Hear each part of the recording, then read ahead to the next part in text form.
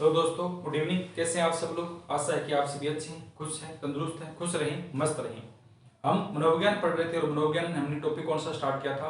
बुद्धि है, यानी इंटेलिजेंस के बारे में हम चर्चा कर रहे थे। तो कल हमने इसके बारे में कुछ देखा था, कुछ जो क्या है सिद्धांत की जो विद्या थी, व्यक्तित्व अगर बुद्धि की अगर बात करते हैं, बुद्धि के जो सिद्धांत दिए थे हमने इसके बारे में चर्चा की थी। तो एक बार थोड़ा सा देख लेते हैं। 1885 में सर्वप्रथम बुद्धि शब्द का सर्वप्रथम प्रयोग इंग्लैंड के फ्रांसिस गोल्टन के द्वारा किया गया था। इन्होंने सर्वप्रथम 1885 में बुद्धि के बारे में बताया था। 1890 में केटल आते हैं। केटल ने पेंसिल्वेनिया विश्वविद्यालय में मेंटल टेस्ट एंड मेजरमेंट पुस्तक का प्रकाशन किया गया था। 1890 में ही केटल के द्वारा मानसिक परीक्षण शब्द का सर्वप्रथम प्रयोग किया। इसके बाद 1905 में अल्फ्रेड विने आते हैं। इनके द्वारा बुद्धि के मापन के लिए सर्वप्रथम परीक्षण दिया गया था, जो क्या कहलाया था? विने साइमन बुद्धि परीक्षण। कब दिया था? 1905 में दिया था। अल्फ्रेड विने बुद्धि परीक्षण या विने साइमन बुद्धि परीक्षण के नाम से जाना गया था। इसके बाद 1908 में आते हैं।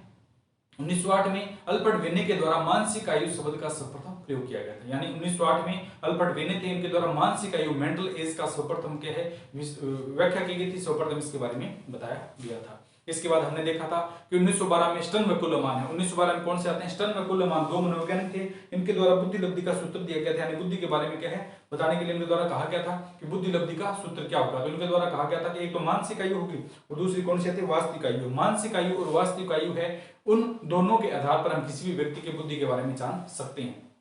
लेकिन 1916 में टर्नर आते हैं। टर्नर कहते नहीं, ऐसा नहीं है। अगर आपको बुद्धि किसी भी व्यक्ति की वास्तविक बुद्धि या एक्चुअल बुद्धि के बारे में जानना है तो मानसिक आयु अपॉन वास्तविक आयु इसके साथ क्या है 100 से मल्टीप्लाई करना पड़ेगा। यानी मानसिक आयु अपॉन वास्तविक आयु इंटू 100 है। किसने कहा था? टर्मन ने संशोधन सूत्र दिया गया था। किसका? बुद्धि का है। इसके बाद हमने देखा था कि बुद्धि की परिभाषाएं हैं। सर्वप्रथम बकिंगम आए थे, तो सीखने की योग्यता ही बुद्धि है। किसने कहा था? बकिंगम के द्वारा परिभाषा दी गई थी, जिसमें इन्होंने बताया था कि किसी भी व्यक्ति के या बालक की सीखने की योग्यता क्या कहलाती है? बुद्धि कहलाती है।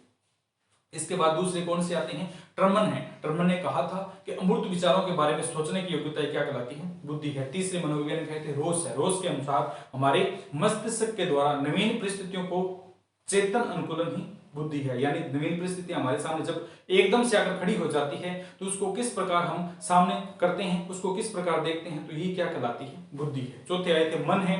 मन के अनुसार हमारे मस्तिष्क के द्वारा नवीन परिस्थितियों को झेलने की हमारे मस्तिष्क की जो नमनीयता है, लोचनशीलता है, लचीलता है, उसे क्या कहा जाता है? बुद्धि कहा जाता है। ये हमारे क्या है? मन जो मनोवैज्ञानिक थे उनके द्वारा इसके बुद्धि की परिभाषा है वो दी गई थी।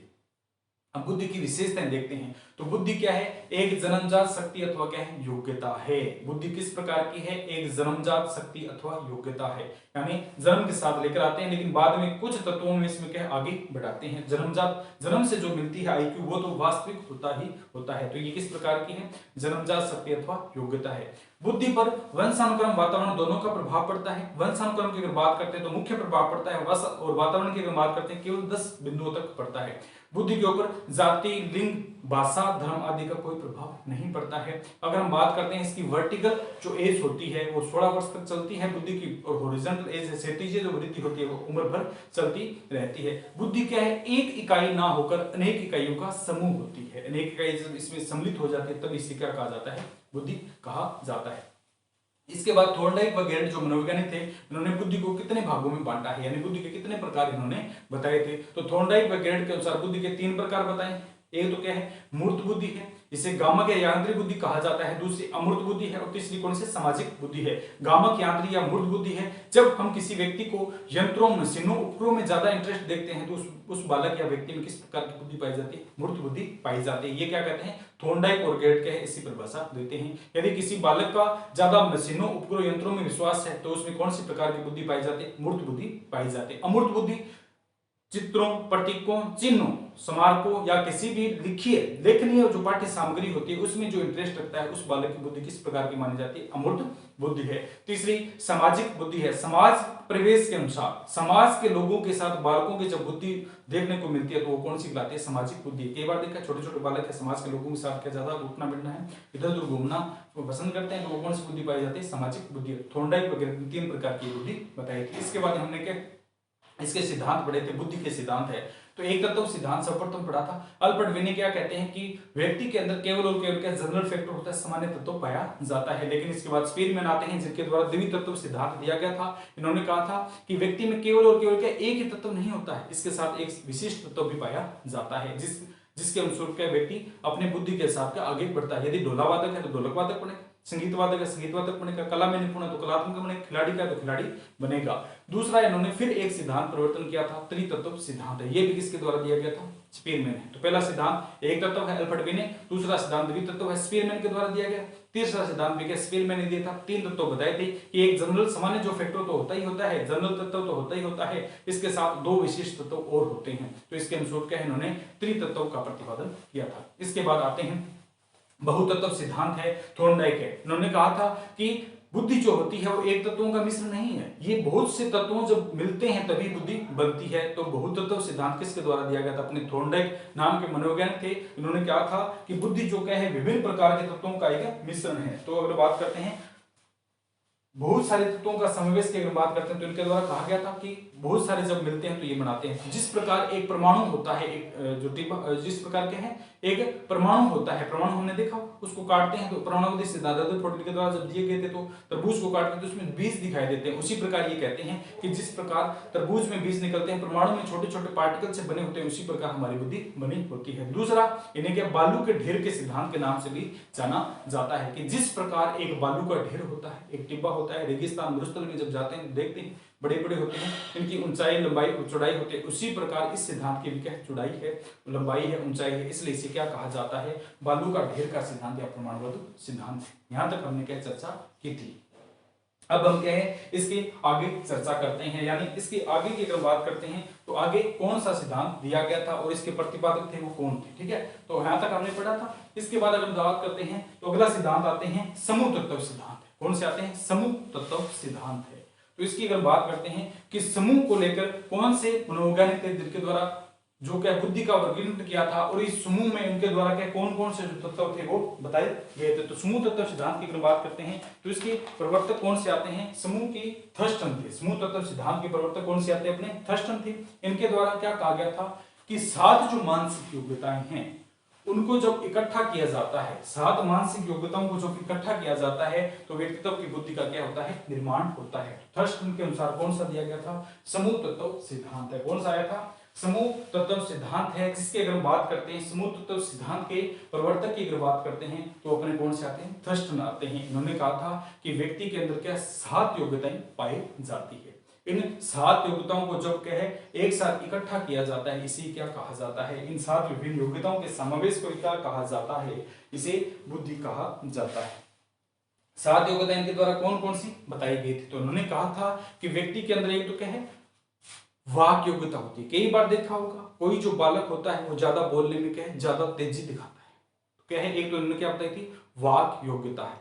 दूसरा शाब्दिक योग्यता है, वाक योग्यता, शाब्दिक योग्यता, अंकन योग्यता है। वाक, शाब्दिक, अंकन है, तार्किक है, पर्यवेक्षण योग्यता है। पर्यवेक्षण किसी को हम निरीक्षण करते हैं, हमने पर्यवेक्षण विधि पढ़ी थी, तो कौन सी आती है, पर्यवेक्षण योग्यता है। और अगर हम बात करते हैं एक प्रेक्षण योग्यता है, प्रेक्षण, और कौन सी आती है, प्रेक्षण योग्यता है। तो कई बालकों में के अंकों को याद करने की उनमें बुद्धि ज्यादा होती है। कोई बच्चे हैं उनको एक बार बता दिया तो अंक क्या ज्यादा तेजी से याद रहते हैं, तो इसमें कौन सी पाई जाती है, अंक योग्यता है। तो थर्स्टन क्या कहते हैं कि बुद्धि का इनके द्वारा किया गया था परिभाषा दी गई। उन्होंने कहा था विभिन्न जो 7 मानसिक योग्यताएं हैं इनका सब समावेश हो जाता है, इसी को क्या कहा जाता है, बुद्धि कहा जाता है। अंक योग्यता है, वाक योग्यता है, स्मरण योग्यता है, तार्किक योग्यता है, प्रेक्षण योग्यता है, प्रेक्षण योग्यता है। प्रेक्षण और प्रेक्षण 2 प्रकार की योग्यताएं हैं। इन 7 की अगर बात करते हैं इसी को क्या कहा जाता है, बुद्धि कहा जाता है। तो प्रेक्षण कहा किसे जाता है, कई बार हम सामने से कोई व्यक्ति आते हैं उसको गहनता से देखते हैं, उसके बारे में विचार करते हैं, उसके बारे में प्रेक्षणा करते हैं, इसे क्या कहा जाता है, प्रेक्षण। उसके व्यक्ति के अंदर क्या है, प्रेक्षण ज्यादा है। आप बैठे हैं, मैं बैठा हूं, कोई भी बैठा है, तो सामने कोई व्यक्ति आए तो उसके बारे में क्या है, अपने हाव भाव से पहले सोच लेते हैं। ठीक है, इसके दिमाग में ये है, इसे प्रेक्षण योग्यता कहा जाता है। दूसरी अंक योग्यता है। कई बार देखते हैं कि स्कूल के जैसे उदाहरण लेते हैं, स्कूल में बालक होते हैं उनको पढ़ाते हैं, तो गुरुजी जब पढ़ाते हैं तो सभी बालकों को समान रूप से पढ़ाते हैं। 40 बच्चों का एक समूह है कक्षा में, सभी को समान रूप से पढ़ाया जाता है, लेकिन उन 40 में क्या है, एक बालक ऐसा है जिसको क्या गुरुजी ने एक बार पढ़ाया अंक, कोई भी अंक एक बार पढ़ाया उसको क्या तुरंत प्रभाव से याद हो गया, यानी तुरंत उसे क्या याद हो जाता है, तो यानी उसकी क्या अंक योग्यता ज्यादा है, अंकों को याद करने की उसमें मान शक्ति क्या है, ज्यादा है, इसे क्या कहा जाता है, अंक योग्यता है। दूसरा शाब्दिक योग्यता है, कोई बालक है शब्दों का निचोड़ ऐसा लाते हैं, शब्दों के समूह को ऐसा याद कर लेते हैं कि हम भी, बड़े जो लोग हैं वो भी नहीं कर पाते हैं, तो उनमें किस प्रकार की योग्यता पाई जाती है, शाब्दिक योग्यता है। तो अंकों को याद करेगा तो अंक योग्यता है, शब्दों का समूह बना लेता है, सर्जन कर लेता है, इसे शाब्दिक योग्यता कहा जाता है। कई बार छोटे छोटे बालक या कई उम्र के जो बालक होते हैं उनमें तर्क वितर्क करने की ज्यादा होती है, तर्क वितर्क करने की भावना ज्यादा होती है, तर्क वितर्क करने की फुर्ती ज्यादा होती है, जैसे हम सवाल करते हैं तो हमसे क्या तेज वो फिर से रिपीट कर देते हैं, हम क्वेश्चन का आंसर देते हैं फिर वो रिपीट कर देते हैं, तो तर्क वितर्क की क्षमता है उसी बुद्धि कहा जाता है। स्मरण शक्ति याद करने की है, ठीक है, स्मरण शक्ति कोई चीज है हमारी अतीत की बातें कई बार दिमाग में नहीं आती, लेकिन कई बच्चों के वो क्या तुरंत याद आ जाती है, उन चीजों को भूलते नहीं है, जब 20 साल बाद 10 साल बाद कब पूछते हैं तो वो उन्हें क्या याद रहती है, तो इसे क्या कहा जाता है, स्मरण योग्यता, यानी उनको याद करने की योग्यता है, ठीक है। एक कौन से थे, परीक्षण है और प्रेक्षण होते हैं। तो इस प्रकार अगर हम बात करते हैं समूह तत्व सिद्धांत है, इसके प्रवर्तक कौन से थे, थर्स्टन थे, और इनके द्वारा का 7 मानसिक योग्यताओं के समावेश को क्या कहा गया था, 7 मानसिक योग्यताओं के समावेश को बुद्धि कहा गया था। एक तत्व सिद्धांत अल्फ्रेड बिने, द्वितत्व स्पीरमैन, त्रितत्व स्पीरमैन और बहुतत्व सिद्धांत की अगर बात करते हैं तो थॉर्नडाइक, इसके बाद अगर बात करते हैं समूह तत्व सिद्धांत की प्रवर्तक है वो अपने थर्स्टन आए। कौन से आते हैं, थर्स्टन आते हैं। इन्होंने कहा था 7 मानसिक योग्यताओं के समावेश को क्या कहा जाता है, बुद्धि कहा जाता है, और उन्होंने 7 मानसिक योग्यताएं अलग अलग बताई थी, जिनमें उन्होंने अंक है, शाब्दिक है, प्रेक्षण है, प्रेक्षण है, समझ शक्ति है, तार्किक योग्यता है, इनका समावेश किया था, और इन्हीं का एक संयुक्त रूप से क्या बताया था, इसे ही बुद्धि कहा जाता है। इसके बाद आते हैं प्रतिदर्श का सिद्धांत। एक सिद्धांत आया था जिसका नाम क्या था, प्रतिदर्श का सिद्धांत है, जिसके प्रतिपादक की अगर बात करते हैं वो कौन से आते हैं, थॉमसन है। तो प्रतिदर्श का सिद्धांत थॉमसन के द्वारा दिया गया था। इन्होंने क्या कहा था, इन्होंने अपनी परिभाषा में कहा था कि व्यक्ति के अंदर केवल एक नहीं, 2 नहीं, 4 नहीं, 7 नहीं, विभिन्न जो क्रियाएं वो करता है उनका थोड़ा थोड़ा नमूना पाया जाता है, सैंपल पाया जाता है, यानी व्यक्ति के अंदर क्या सभी जो गुण होते हैं उनका छोटा छोटा सैंपल पाया जाता है, और इन्हीं सैंपलों को क्या कहा जाता है, बुद्धि कहा जाता है। प्रत्येक जो व्यक्ति होता है उसकी मानसिक योग्यता का, उसका जो दिमाग होता है उसमें सभी कार्य को करने के लिए छोटे छोटे सैंपल पाए जाते हैं, यानी सभी कार्य करने की एक थोड़ी थोड़ी योग्यता पाई जाती है। इन सभी योग्यताओं के समावेश को क्या कहा जाता है, बुद्धि कहा जाता है। तो दोबारा देखते हैं प्रतिदर्श का सिद्धांत। सर्वप्रथम अगर बात करते हैं तो प्रतिदर्श का सिद्धांत है, उसके प्रतिपादक कौन से थे, तो प्रतिदर्श के सिद्धांत के प्रतिपादक आते हैं थॉमसन है। थॉमसन क्या कहते हैं कि एक व्यक्ति के अंदर सभी प्रकार की मानसिक योग्यताओं का थोड़ा थोड़ा समावेश पाया जाता है, थोड़ा थोड़ा नमूना पाया जाता है, इसी को ही क्या कहा जाता है, बुद्धि कहा जाता है। जैसे उदाहरण के तौर पर बात करते हैं कि एक व्यक्ति है, न तो ज्यादा वो खिलाड़ी प्रवृत्ति में है, न वो ज्यादा समाज में जाता है, न वो ज्यादा बारात में जाता है, या न वो ज्यादा क्या खिलाड़ी जो लिखावट की, यानी अगर बात करते हैं कि नया ज्यादा उसके लेखन में इंटरेस्ट है, तो उसमें क्या सभी का काम वो सारी कर लेता है, लेकिन इंटरेस्ट किसी में नहीं है, वो जो एक जग जाहिर नहीं करता कि मैं समाज में ज्यादा रहना पसंद करता हूं, मैं घर में ज्यादा रहना पसंद करता हूं, मैं खेलना ज्यादा पसंद करता हूं, या मैं नाचना ज्यादा पसंद करता हूं, वो जग जाहिर नहीं करता, लेकिन उसके अंदर सभी जो योग्यताएं हैं उनका थोड़ा थोड़ा सैंपल पाया जाता है, नमूना पाया जाता है। इसे ही थॉमसन के द्वारा कौन सा सिद्धांत कहा गया था, प्रतिदर्श का सिद्धांत कहा गया था। यानी प्रत्येक व्यक्ति के अंदर सभी मानसिक योग्यताओं का, यानी सभी कार्यों को करने का एक छोटा छोटा समावेश पाया जाता है, यानी प्रत्येक क्रियाओं को करने के लिए कहे जितने भी नमूने होते हैं, सैंपल होते हैं, वो पाए जाते हैं। इसी के अनुरूप इनके द्वारा जो कहे बुद्धि की परिभाषा दी गई थी, और क्या है इन्होंने बताया था, यानी बुद्धि क्या है, विभिन्न जो छोटे छोटे नमूनों हैं उनका क्या है एक समूह है, जिसे क्या कहा, बुद्धि कहा गया था। एक तत्व सिद्धांत कौन से आते हैं, अल्फ्रेड बिने है। द्वितत्व सिद्धांत स्पीरमैन है। त्रितत्व सिद्धांत स्पीरमैन है। और अगर बात करते हैं बहुतत्व सिद्धांत है, बहुतत्व की बात करते हैं, बहुत सारे तत्व थे इनके द्वारा थोड़ने के द्वारा दिया गया। समूह तत्व सिद्धांत थर्स्टन है, 7 मानसिक योग्यताओं के समावेश को कहा गया था। वाक है, अंक है, प्रेक्षण है, ठीक है, तार्किक है, और अगर बात करते हैं समरण योग्यता है, इनका समावेश कहा गया था। इसके बाद हमने प्रतिदर्श का सिद्धांत है, जिसके प्रतिपादक कौन से आते हैं, थॉमसन है। इन्होंने कहा था सभी व्यक्तियों बालकों के अंदर का छोटा छोटा नमूना पाया जाता है, छोटे छोटे समूह पाए जाते हैं। इसके बाद आता है पदानुक्रमिक या पदक्रम का सिद्धांत है। पदानुक्रमिक या क्या कहलाता है, पदक्रम का सिद्धांत है, जिसके प्रतिपादक बर्ट व बर्नन हैं। बर्ट और बर्नन के द्वारा कौन सा सिद्धांत प्रतिपादित किया गया था, तो उस सिद्धांत का नाम था कौन सा है, पदानुक्रम या पदक्रम का सिद्धांत है। इसके जो प्रतिपादक है वो क्या कहते हैं कि हमने जो कहे, ये क्या कहते हैं कि हम पदों को महत्व देते हैं। हम क्या कहते हैं, पदों को महत्व देते हैं। ऐसे नहीं है व्यक्ति में सभी का समावेश है, सारे तत्व पाए जाते हैं, बहुत सारे तत्व पाए जाते हैं, सात पाए जाते हैं, ये ऐसा नहीं कहते हैं। ये क्या कहते हैं कि हम तत्वों को एक निर्धारण लेवल पर रखते हैं कि जिसमें ये फैक्टर होगा वो इतने के लेवल पर जाएगा, जिसमें ये होगा ये लेवल पर जाएगा। तो बर्ट और बर्नर क्या कहते हैं, पदक्रम का सिद्धांत है। ये इन्होंने अगर व्यक्ति के अंदर किसी भी प्रकार की मानसिक योग्यता है तो उसको क्या है, ये एक क्रम देते हैं, मानसिक योग्यता को एक क्रम देते हैं, उसी क्रम के अनुसार उसके बुद्धि का निर्धारण करते हैं। तो बर्ट और बर्नर क्या कहते हैं कि सभी व्यक्तियों के अंदर मानसिक जो योग्यताएं हैं उनको एक क्रम में निर्धारण करते हैं। ठीक है, क्रम में निर्धारण करते हैं। जैसे कोई जो बालक है उसकी अंक योग्यता है, शब्द योग्यता है, समन योग्यता है, तार्किक योग्यता है, तो उसको कहे 1 2 3 ऐसे क्रम में बांट देंगे। जैसे इन्होंने अपने लेवल पर क्या है, 1 नंबर पे तर्क को बांट दिया, 2 नंबर पे क्या है शाब्दिक वालों को बांट दिया, 3 पर अंक वालों को बांट दिया, 4 की अगर हम बात करते हैं तो पर्यवेक्षण वालों को बांट दिया। तो ये बर्ट और बर्नर क्या कहते हैं, ये क्या कहते हैं कि बुद्धि के लेवल को अगर हमें आंकना है तो हमें एक पद के अनुसार क्रम देना पड़ेगा। इन्होंने स्पीरमैन के द्वारा जो जीएस फैक्टर दिया गया था, यानी स्पीरमैन ने 2 तत्व बताए थे, एक तो जनरल फैक्टर है और दूसरा कौन सा स्पेशल फैक्टर है यानी विशिष्ट तत्व है। तो इनको क्या है, इन्होंने एक क्रम में बांटा था। इन्होंने क्या है, एक क्रम में निर्धारण किया गया था कि यह जीएस आसपास नहीं रहते हैं। इसकी अगर बात करते हैं तो इनके द्वारा क्या है, जो सामान्य तत्व है, जनरल जो फैक्टर है, ये पिरामिड की संरचना इनके द्वारा बनाई गई थी, एक त्रिभुजीय आकृति बनाई गई थी। इस त्रिभुजीय आकृति में जो जनरल फैक्टर था इसको क्या ऊपर शीर्ष पर रखा गया था। तो बर्ट और बर्नर क्या कहते हैं कि स्पीरमैन के द्वारा जो सामान्य तत्व बताया गया था, जनरल फैक्टर बताया गया था, वो क्या शीर्ष स्थान पर आएगा, यानी सबसे उच्च स्थान पर उसे ही रखा जाएगा। दूसरा क्या है, अस फैक्टर है, विशिष्ट तत्व पढ़ा था हमने, स्पेशल जो फैक्टर है उसके बारे में चर्चा की थी, ये क्या उसके नीचे आता है। तो बर्ट और बर्नर क्या कहते हैं कि बुद्धि को लेकर के है हम एक अंकन करते हैं जिसमें क्या सभी बुद्धि के जो लेवल होते हैं, यानी अंक वाक और किस प्रकार की जो योग्यता है उनको एक क्रम देते हैं, उसी क्रम के अनुसार हम क्या है बुद्धि का लेवल या मापन बताते हैं। तो इसलिए इसी सिद्धांत का नाम कराया था पदानुक्रमिक या क्रमिक महत्व का सिद्धांत है। इसमें इन्होंने स्पीरमैन के सामान्य तत्व को उस श्रेणी में रखा था और जो विशेष तत्व था इसे क्या निम्न श्रेणी में आंका था। ठीक है, निचले लेवल पर इन्होंने क्या है माका था। ठीक है, उच्च स्थान की अगर बात करते हैं उच्च और निम्न में, इसलिए इनके द्वारा अलग अलग रूपों में उच्च और निम्न स्थान है, मध्यम स्थान है, अग्रसर स्थान है, पश्च स्थान है के बारे में चर्चा की गई थी। तो बर्ट और बर्नर के द्वारा कौन सा सिद्धांत दिया गया था, पदानुक्रमिक या पदक्रम का सिद्धांत है।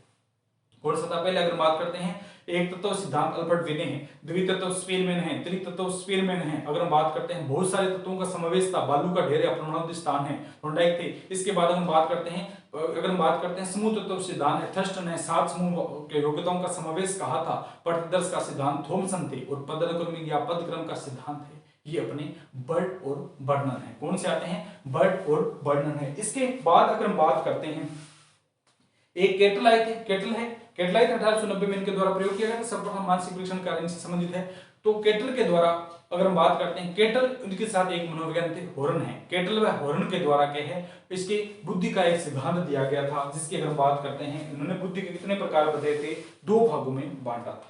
केटल व हॉर्न के द्वारा बुद्धि को कितने भागों में बांटा है, 2 भागों में। थॉर्नडाइक वगैरह ने 3 भागों में बांटा था, मूर्त है, अमूर्त है, सामाजिक है। इसी प्रकार अगर हम बात करते हैं केटल व हॉर्न है, केटल व हॉर्न के द्वारा बुद्धि को 2 भागों में बांटा है, एक तरल बुद्धि है, दूसरी कौन सी आती है, ठोस बुद्धि है। एक तो कौन सी कहलाती है, तरल बुद्धि आती है, और दूसरी कौन सी आती है, ठोस बुद्धि आती है। तरल बुद्धि की अगर हम बात करते हैं, जो बुद्धि हमें जन्म से मिलती है, जो बुद्धि जन्मजात होती है उसे तरल बुद्धि कहा जाता है, और जो बुद्धि क्या होती है हम अर्जित करते हैं उसे क्या कहा जाता है, ठोस बुद्धि है। तो अगर हम बात करते हैं कि केटल व हॉर्न के द्वारा बुद्धि के कितने प्रकार बताए गए थे, बुद्धि को कितने भागों में बांटा गया था। तो कैटल व हॉर्न के द्वारा बुद्धि को 2 भागों में बांटा था, जिसमें इन्होंने एक ने कहा था कि तरल बुद्धि होती है और दूसरी कौन सी होती है, ठोस बुद्धि होती है। अगर हम तरल बुद्धि की बात करते हैं तो यह हमें किस प्रकार मिलती है, जब हमारा जन्म होता है तो जन्म के साथ जो बुद्धि लेकर आते हैं उसे तरल बुद्धि कहा जाता है। दूसरी ठोस बुद्धि है जिसको हम अर्जित करते हैं, उसे क्या कहा जाता है, ठोस बुद्धि कहा जाता है। इसके बाद आते हैं त्रिआयामी सिद्धांत। त्रिआयामी सिद्धांत है, 3 डायमेंशनल थ्योरी। 3 डायमेंशनल क्या है, थ्योरी है, जिसके प्रतिपादक क्या कहलाते हैं, गिलफर्ड है। इन्होंने कहा था जिस प्रकार मछली के 3 भाग होते हैं उसी प्रकार के हैं, इनके द्वारा एक सिद्धांत दिया गया था जिसमें 3 पार्ट इनके द्वारा बताए गए थे। कौन सा आता है, 3 डायमेंशनल थ्योरी है, त्रिआयामी सिद्धांत है, जिसके प्रवर्तक की अगर बात करते हैं तो गिलफर्ड है। जिसके प्रवर्तक कौन से आते हैं, गिलफर्ड है। इनके द्वारा बताया गया था कि मैं जो सिद्धांत दे रहा हूं उसमें 3 वस्तुएं होती है। मैं जो सिद्धांत दे रहा हूं इसमें क्या है, 3 बातें देखने को मिलती है। पहली अगर बात करते हैं तो सक्रिया या प्रक्रिया होती है, दूसरा विषय वस्तु होता है और तीसरा कौन सा होता है, रिजल्ट होता है, परिणाम होता है। पहली कौन सी होती है, सक्रिया या प्रक्रिया है। पहली अगर बात करते हैं सक्रिया या प्रक्रिया है, दूसरा अगर हम बात करते हैं विषय वस्तु है, और तीसरा क्या है, उत्पाद या क्या कहलाता है, परिणाम है। समझते हैं इन्होंने अपने इस सिद्धांत में क्या बताना चाहा था। तो हम कई बार हम देखते हैं सक्रिया या प्रक्रिया है, दूसरा अगर हम बात करते हैं सक्रिया या प्रक्रिया है, दूसरा अगर हम बात करते हैं तो विषय वस्तु है, और तीसरा हम बात करते हैं उत्पाद या परिणाम। तो इनको पहले समझते हैं कि गिलफोर्ड ने अपने में ये तीनों बातों में क्या समझाना चाहते हैं। कई बार हम देखते हैं कि हमारे सामने कोई समस्या आ गई, हमारे सामने क्या समस्या खड़ी होगी, तो हम उस समस्या को निपटने के लिए जिस सक्रिया और प्रक्रिया जिसका प्रयोग करते हैं, जिस सक्रिया या प्रक्रिया यानी जो योजना बनाते हैं उसे क्या कहा जाता है, सक्रिया या प्रक्रिया है। अपने सामने कोई समस्या आ जाती है, उस समस्या को अगर हम बात करते हैं समाधान के लिए जो मनुष्य अपने दिमाग के द्वारा मानसिक प्रक्रिया के द्वारा जो प्रक्रिया करते हैं उसे क्या कहा जाता है, सक्रिया या प्रक्रिया कहते हैं। कई बार अपने उदाहरण अपने हिसाब ले लीजिए, कोई भी उदाहरण है, जैसे आप कहीं जा रहे हैं, आपका एग्जाम है, लेकिन कई बार होता है बसें खराब हो जाती है, ठीक है, रोडवेज फ्री कर रखी है, तो रोडवेज क्या है, ज्यादा यात्री जाते हैं रोडवेज, विद्यार्थी सारी रोडवेज में जाते हैं। लेकिन कई बार ऐसा होता है कि एग्जाम देने जाते हैं और बसें क्या है, पंचर हो जाती है या बसें खराब हो जाती है। तो वो आपके सामने क्या समस्या आ गया, आपको एग्जाम सेंटर पर पहुंचना है, लेकिन एग्जाम सेंटर से आप अभी 4 घंटे की दूरी पर है, दूसरी बस को आने में समय है। तो आपके दिमाग में क्या जो मानसिक प्रक्रिया चलती है कि हमें इस समस्या से कैसे निपटूं, इसे क्या कहा जाता है, सक्रिया या प्रक्रिया कहा जाता है। सक्रिया या क्या कहा जाता है, प्रक्रिया कहा जाता है।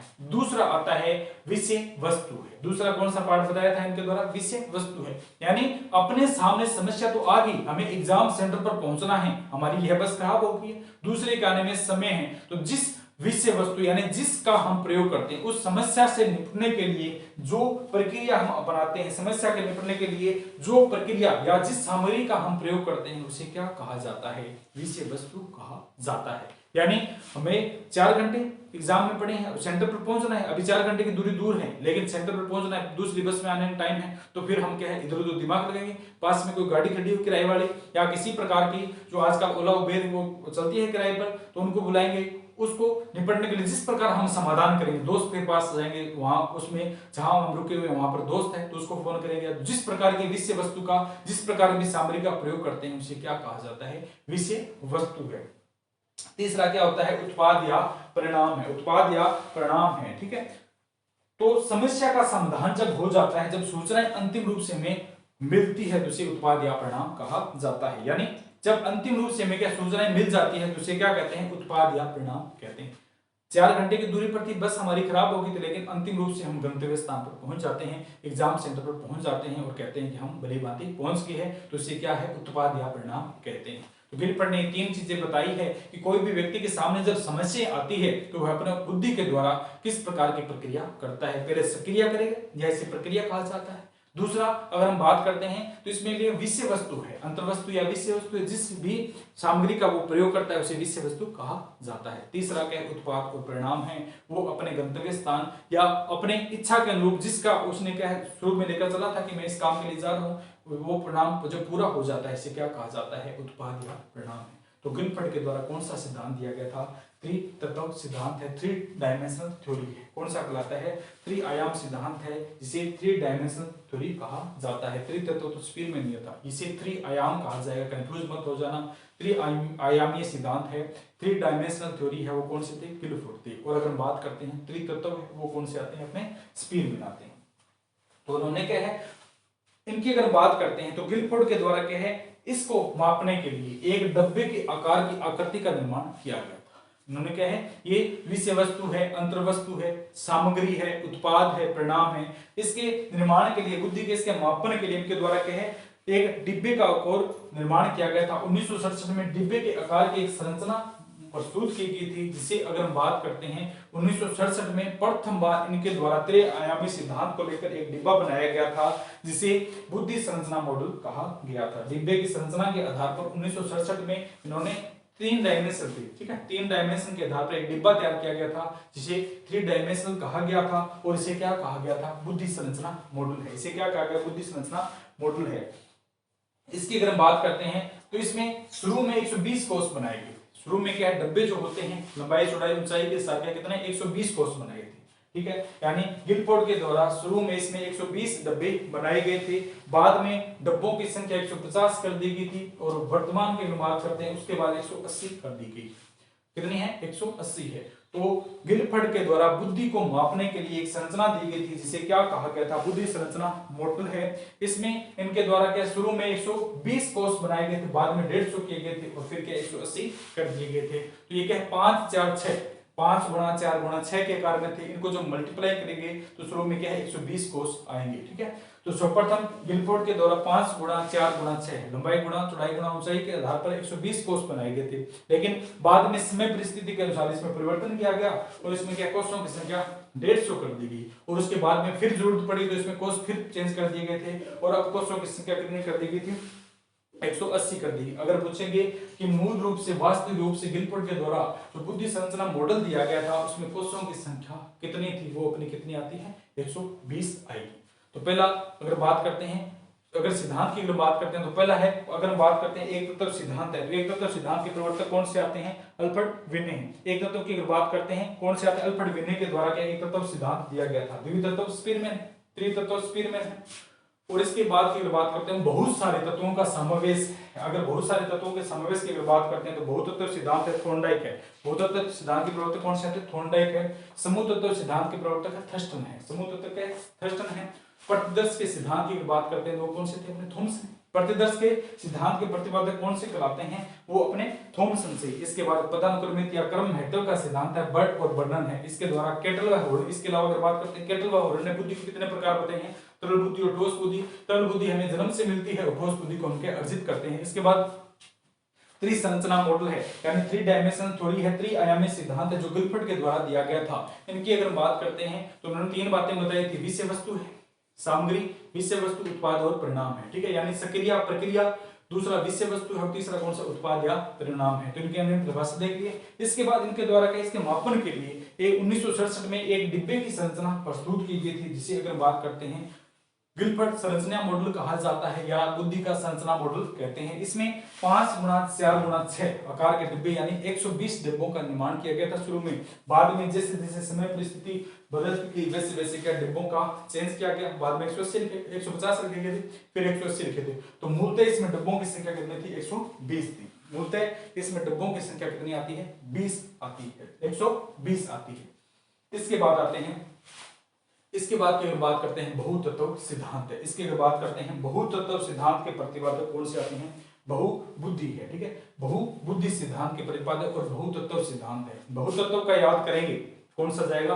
बहुतत्व में थॉर्नडाइक में जाएंगे, लेकिन बहुबुद्धि का सिद्धांत जब आएगा इसमें कंफ्यूज होने वाली चीजें हैं, याद रखना। तो बहुबुद्धि का सिद्धांत है वो किसने दिया था? हार्वर्ड गार्डनर है। हार्वर्ड गार्डनर के द्वारा बहुबुद्धि का सिद्धांत दिया गया था। इन्होंने कहा था कि बुद्धि एक का मिश्रण नहीं है, इसमें विभिन्न प्रकार की क्रियाएं होती है। हार्वर्ड गार्डनर के द्वारा प्रतिपादित किया गया था। इनके द्वारा क्या 1983 में क्या है यह सिद्धांत बहुबुद्धि का सिद्धांत है प्रतिपादन किया गया था। 1983 में सर्वप्रथम जो बहुबुद्धि सिद्धांत था, इनमें अगर बात करते हैं इन्होंने मुख्य रूप से यह दिया था, ठीक है। बहुबुद्धि की अगर बात करते हैं तो 1983 में उन्होंने क्या है बुद्धि के अंदर क्या है 7 प्रकार बताए थे, यानी कि 7 जो योग्यताएं हैं वो इसमें होती है। तो बहुबुद्धि सिद्धांत किसने दिया था? हार्वर्ड गार्डनर ने दिया था 1983 में, जब इन्होंने क्या है इसमें 7 प्रकार के व्यक्तियों का समावेश बताया। बहुबुद्धि में कितने हैं? 7 प्रकार के व्यक्तियों के व्यक्तित्व का समावेश बताया था। लेकिन इसमें फिर ये परिवर्तन करते हैं।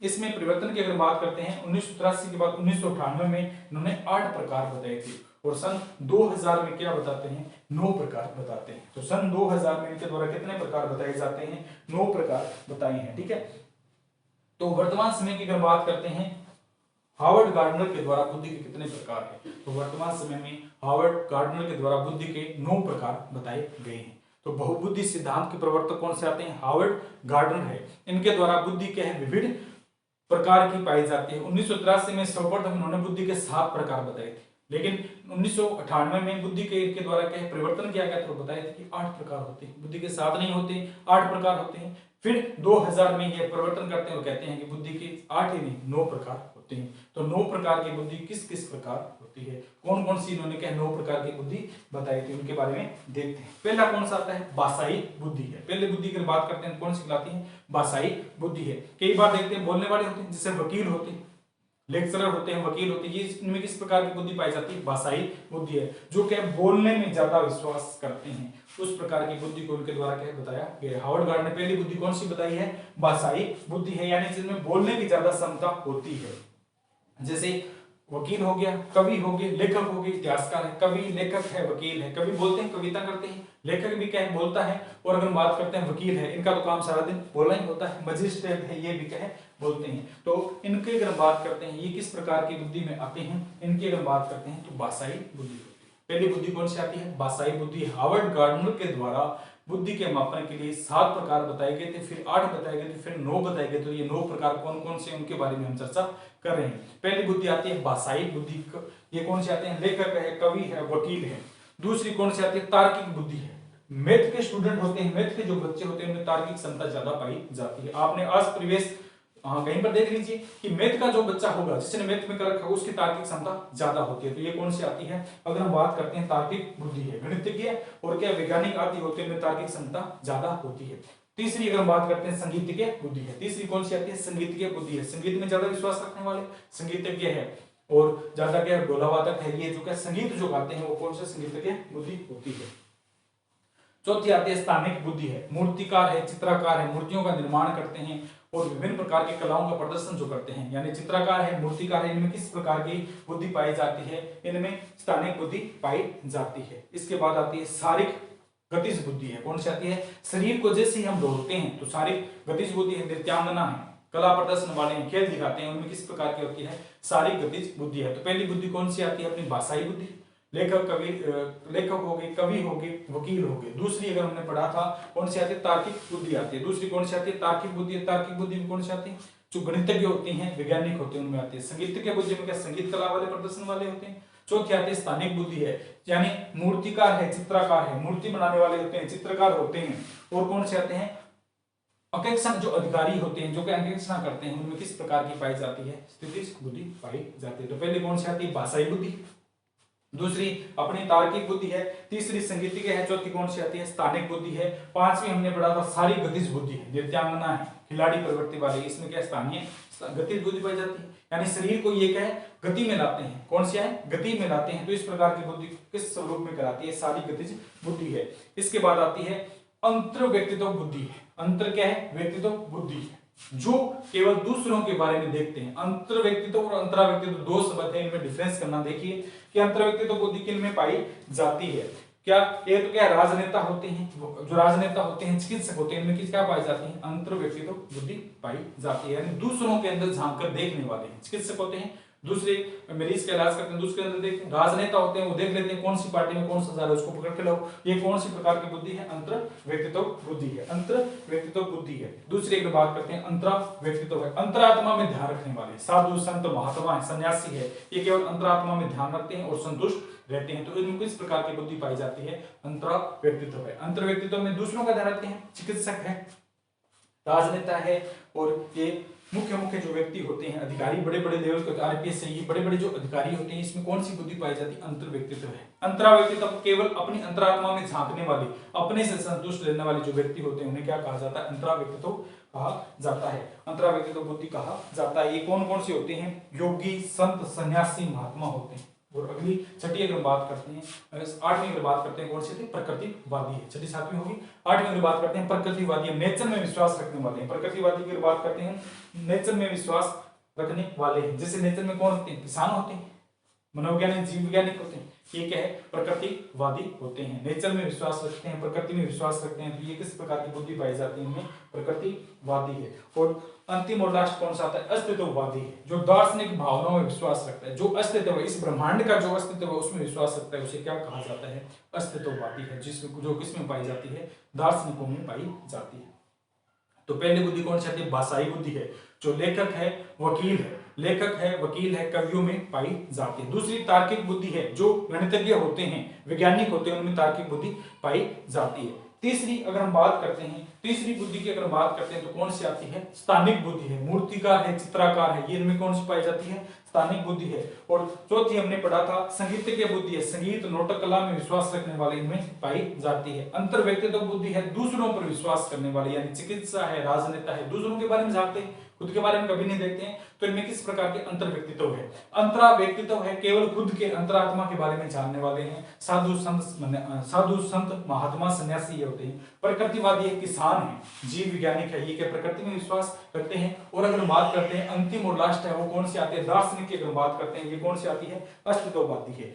दार्शनिक की अगर बात करते हैं तो वो कौन सी आती है? अस्तित्ववादी है। अस्तित्ववादी बुद्धि किसमें पाई जाती है? दार्शनिकों में पाई जाती है। और अगर हम बात करते हैं स्थानीय गतिज की, अगर हम बात करते हैं स्थानीय गतिज बुद्धि किसमें पाई जाती है? यानी सारी गतिज बुद्धि किसमें पाई जाती है? खिलाड़ी प्रवृत्ति के होते हैं, शरीर का प्रदर्शन करते हैं, इनमें किस प्रकार की बुद्धि पाई जाती है? सारी गतिज बुद्धि पाई जाती है। तो ये हमारे क्या बुद्धि के सिद्धांत थे, जो मुख्य मुख्य मनोवैज्ञानिकों के द्वारा क्या दिए गए थे। ये क्या कंप्लीट हो गए सिद्धांत। इसमें फिर भी थोड़ा कुछ कोई बच गया है तो इसमें क्या चर्चा करेंगे।